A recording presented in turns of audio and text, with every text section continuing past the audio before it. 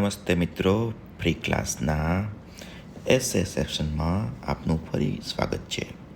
આજનો એસે છે my family, જેના વિશે આપણે 10 વાક્યોનો અભ્યાસ કરીશું. જેમાં પહેલું છે I have a happy family. ત્યારબાદ my family is a small family. ત્રીજું છે there are 4 member in my family, એટલે કે મારા ફેમિલીમાં 4 મેમ્બર છે. ત્યારબાદ છે મિત્રો there are my father, my mother, me and my sister, એટલે કે મારી ફેમિલીમાં મારા પિતા, મારા માતા, હું અને મારી બહેન રહીએ છીએ.